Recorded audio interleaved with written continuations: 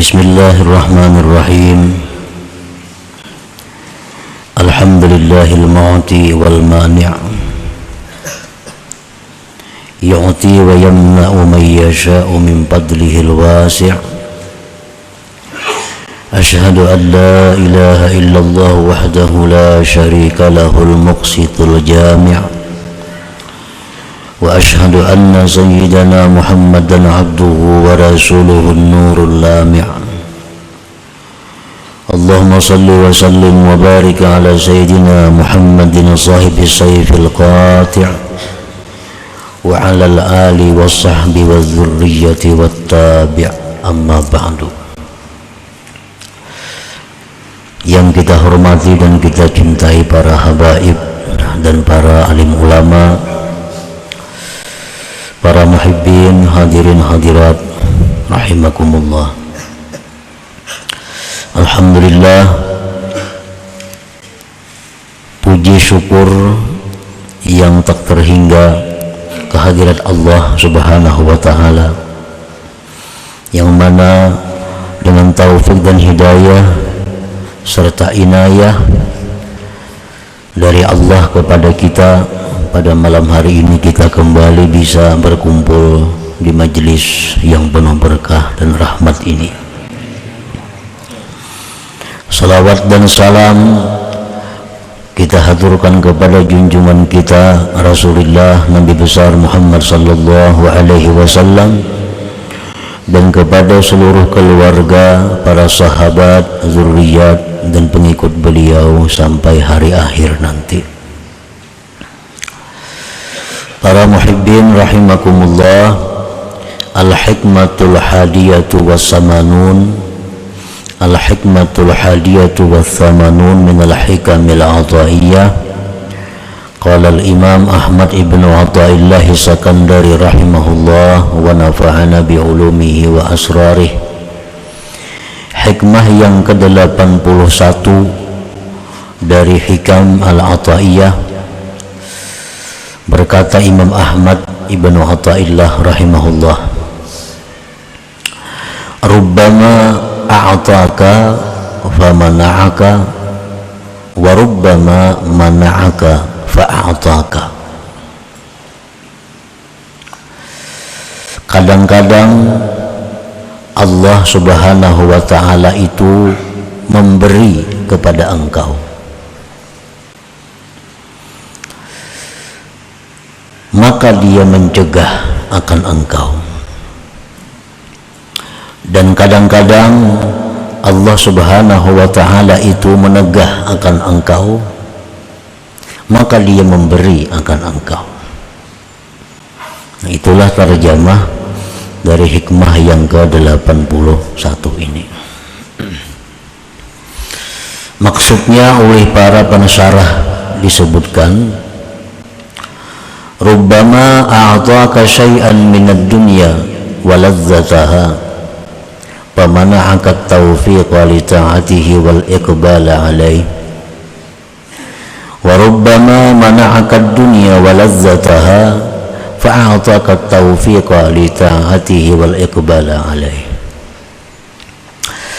Kadangkala Allah Subhanahu wa ta'ala memberikan kepada engkau sesuatu daripada dunia dan kelezatannya, maka dia cegah engkau mendapatkan taufik untuk taat kepadanya dan berhadap atas Allah. Artinya, ada orang yang diberi Allah dunia, kesenangannya, kelezatannya,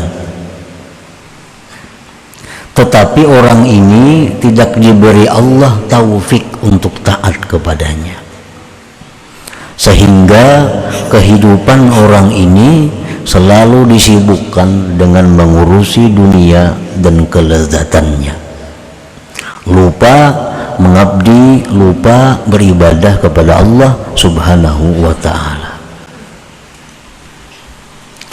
Nah, kadangkala Allah memberi engkau sesuatu daripada dunia dan kelezatannya, Hari ini kita dapat satu keuntungan dunia, tapi tanpa kita sadari keuntungan yang kita dapat itu meninggalkan kita lupa wirid yang selama ini kita laksanakan. Kita dapat keuntungan dunia yang besar, tanpa kita sadari kita ketinggalan sembahyang berjamaah yang biasa kita laksanakan. Nah, ini yang maksudnya. Kadang-kadang Allah beri engkau dunia, tetapi Allah mencegah engkau daripada taat kepadanya dan berhadap kepadanya. Allah beri engkau keuntungan dunia, kemuliaan dunia, kita ambil, tetapi kita terhalang melakukan banyak kebaikan yang biasa kita lakukan sebelum mendapat keuntungan dunia itu. Wa rubbama mana'aka dunya wa ladzataha, dan kadang-kadang bisa Allah mencegah engkau dunia dan kelezatannya. Dunia tidak diberi Allah, selalu rugi, selalu susah, selalu sakit, selalu rusuh. Maka Allah beri engkau taufik untuk taat kepadanya dan menghadap atasnya. Ada orang yang diberi Allah kesusahan dunia, tapi dengan kesusahan itu dia diberi Allah taufik, lalu dia berhadap kepada Allah. Orang yang dulunya sakit, sihat, lupa kepada Allah. Begitu dia sakit, lalu dia berhadap kepada Allah, banyak berzikir, banyak bersalawat. Nah, ini ngarannya dicegah daripada kelezatan dunia, tapi di sisi lain Allah berikan dia taufik untuk berhadap kepada Allah Subhanahu wa ta'ala. Ada orang yang dulunya disibukkan dengan mengurusi harta bendanya, dimusnahkan oleh Allah harta bendanya. Nah, dengan musnah harta bendanya itu, lalu dia menuntut ilmu, lalu dia mengabdi kepada Allah. Nah, ini yang kedua. Allah cegah kepadanya dunia, tetapi Allah berikan dia taufik, Allah berikan dia hidayah untuk berhadap kepada Allah Subhanahu wa ta'ala. Nah, para muhibbin rahimakumullah, orang yang dulunya kada pernah bersedekah, kikir, nah kemudian diberi Allah dia kesusahan dunia, kehilangan umpamanya, atau kerampukan, atau ditipu orang. Nah, gara-gara ini dicegah keuntungan dunia, kehilangan atau kerampukan, lalu dia bersedekah. Nah, kasih itu kamari, bersedekah lawan tuan guru, bersedekah lawan habaib, bersedekah lawan fakir miskin. Nah, ini contohnya orang yang ditegah Allah dunia, tapi diberi Allah dia taufik dan hidayah untuk taat kepadanya.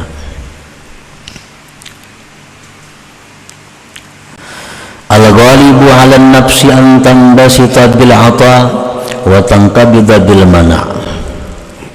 Kebiasaan nafsu kita itu senang dengan pemberian duniawi, sihat, makmur, aman, tentram, rezeki berlimpah ruah. Itu paling senang nafsu kita.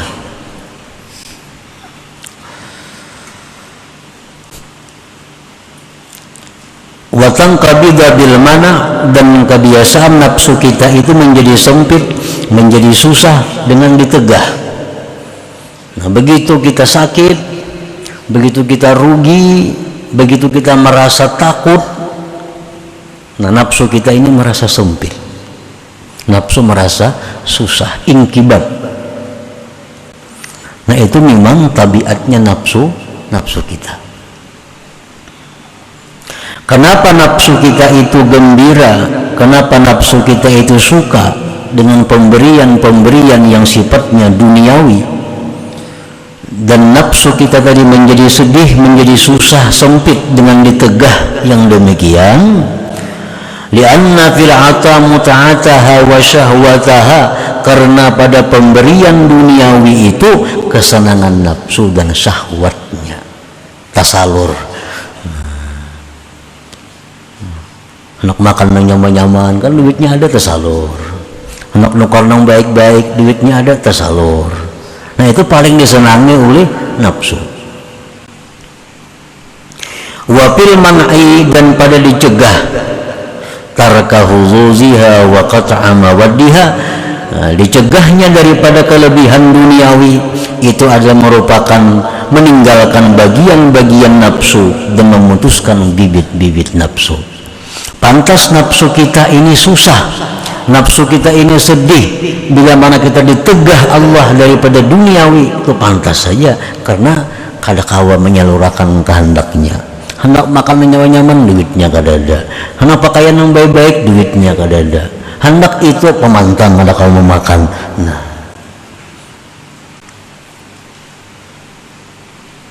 wadalik yang demikian itu terjadi li jahliha bi rabbiha wa adami fahmiha, karena si nafsu ini jahil lawan Tuhan dan kada mengerti. Kenapa nafsu kita ini suka berarti berlimpah ruah rezeki? Kenapa nafsu kita ini suka bila mana sihat, makmur, aman? Kenapa nafsu kita ini susah, sedih bila mana kita dapat ketakutan, dapat kerugian, dapat penyakit? Nafsu sedih. Kenapa? Karena nafsu ini jahil lawan Tuhannya. Nafsu kita ini kadang mengerti tentang perbuatan Allah kepadanya itu. Padahal disebutkan tadi bahwa ada orang yang diberi Allah dunia tapi ditegah Allah taufik dan hidayah. Ada orang yang diberi Allah taufik hidayah tapi ditegah Tuhan daripada dunia.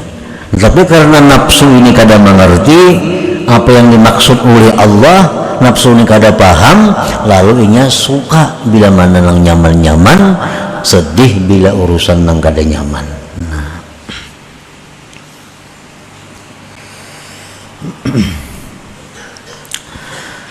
Parubbama ataka ma tashtahihin nufus famana'aka bidzalika hadratal quddus.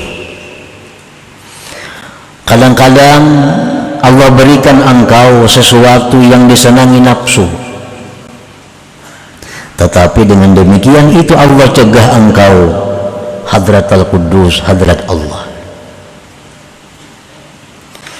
Wa rubbama mana'aka ma tashtahi nafsuka, dan kadang-kadang Allah cegah kepada engkau sesuatu yang menyenangi akan dia oleh nafsu engkau, fayatimmu bidzalika huduru nafsika huduruka wa unsuk, maka sempurna dengan demikian hadir hati engkau dan jinaknya engkau. Kadang-kadang Allah memberikan kita apa yang dikehendaki nafsu kita. Apa yang kita hendak tampina kabul, apa yang kita hendak ada, tanpa kita sadari bahwa itu melalaikan kita daripada hadrat Allah. Kadang-kadang Allah mencegah sesuatu yang dikehendaki nafsu. Nafsu hendak sihat, kada saling sihatan. Nafsu hendak sugih, kada saling sugihan. Tetapi dengan demikian Allah berikan kepadanya hadir hati lawan Allah dan jinaknya hati dengan Allah. Nah, selama ini banyak zikirnya 10.000 sehari, orangnya pengeringan sudah. Nah, ditilang, berkursi roda, nah, zikir 10.000 sehari sudah. Hatinya ingat lawan Tuhan. Berobat kemana aja kada mau lagi ampe, berdoa kada mau jua kabul. Nah, Tuhan sudah sayang lawan orang ini karena sudah jinak hatinya dengan Allah. Amunnya sihat belum tentu berzikir 10.000 sehari. Nah, banyak gagahnya kada ada hulu, mana ingat di zikir ada, cuma di kursi roda, nah hanya karena pisahan lagi tasbih.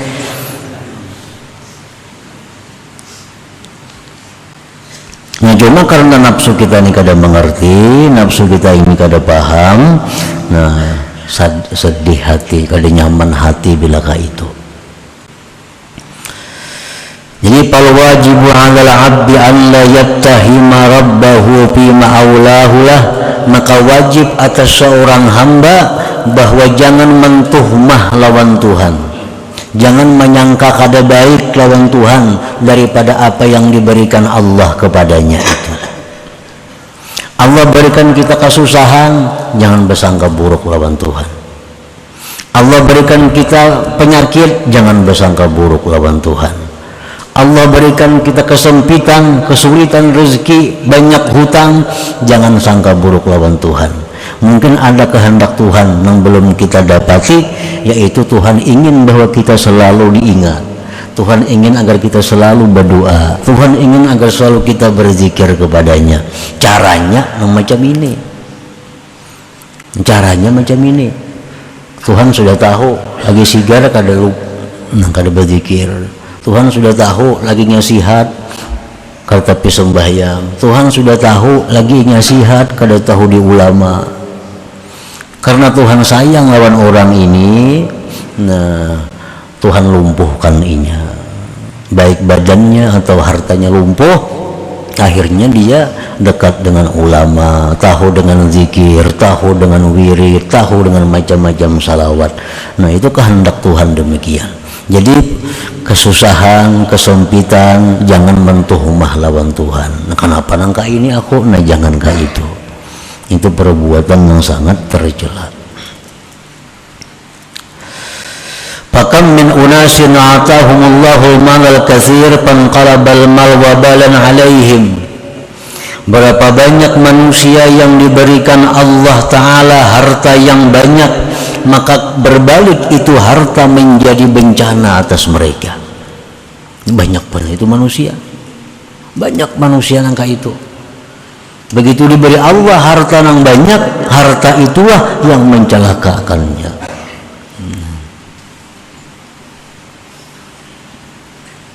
Wa kam min unasin tawala fi hayatihim al-man'u fakanat akibatu dzalik al-khaira was-sa'adah. Berapa banyak manusia yang berturut-turut dalam hidupnya kesempitan, kesusahan, tapi akibatnya kebaikan dan keberuntungan. Banyak orang yang begitu sakit, nah begitu sudah jatuh, akhirnya dia kembali kepada Allah. Akhirnya dia suka ibadah, akhirnya merasa nyaman dengan zikrullah. Nah banyak.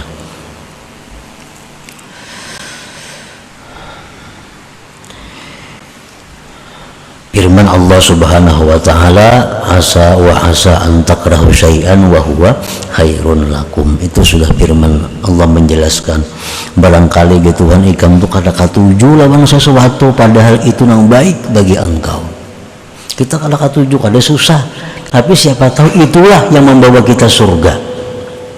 Kita kada katuju lawan penyakit, tapi kita kada tahu barangkali penyakit itu yang mengantar kita ke surga. Ada tahu. Wa asa an takrahu syai'an wa huwa khairun lakum. Wa alaihi an la yaj'al ad-dunya wa lazzataha wa 'izzataha 'alamatan li hubbillahi lahu wa ikramih. Wa daikal 'aishi 'alamatan li ihanatillahi lah. Dan atas seorang hamba itu pula wajib atas seorang hamba bahwa dia tidak menjadikan dunia, kelezatannya, kemuliaannya sebagai tanda cinta Allah dan kemuliaan Allah, dan menjadikan susahnya hidup sebagai tanda penghinaan dari Allah. Nah jangan sampai itu. Jangan beranggapan bila orang sugih itu orang dimuliakan Allah. Jangan beranggapan bila orang yang kada saling garingan itu yang dimuliakan Allah. Jangan. Itu wajib jangan demikian. Untung bana si anu tu jadinya kada saling garingan. Kada untung itu. Jangan dianggap untung. Untung bana si anu tu rezekinya berlimpah ruah siang malam datang. Jangan dianggap untung. Wajib jangan menjadikan dunia kelezatan itu sebagai tanda bahwa kecintaan Allah dan kemuliaan dari Allah. Dan susahnya hidup jangan dijadikan Allah menghinakan. Jangan dijadikan. Nah Pak Asidin itu bakal ahli ibadah ya, tapi sakit hidup pasian benar. Nah seolah-olah kekayaan itu jadi tanda disayangi Allah. Orangnya Pak Amal, penyembahyang, kan tapi bagaul, sandu pulang, tapi hidupnya susah. Kenapa? Karena di mana salahnya sih itu? Karena kayak itu. Jangan kayak itu beranggapan.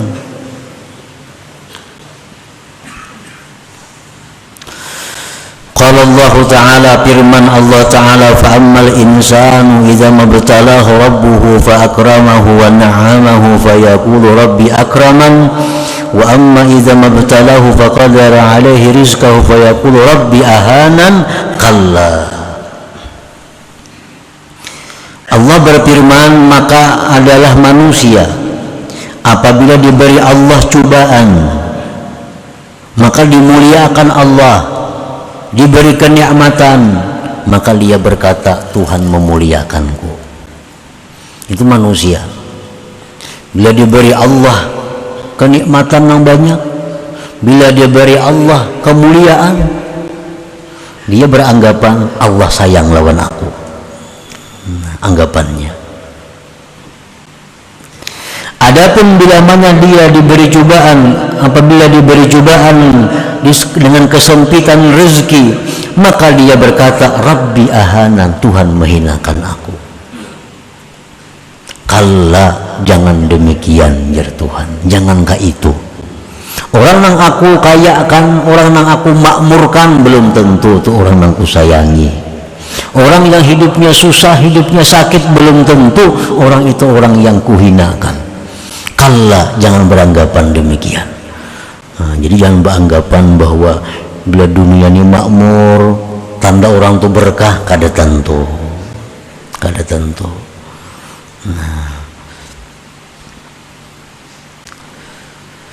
Nah, jadi kesimpulan dalam hikmah yang ke-81 ini ada dua perkara.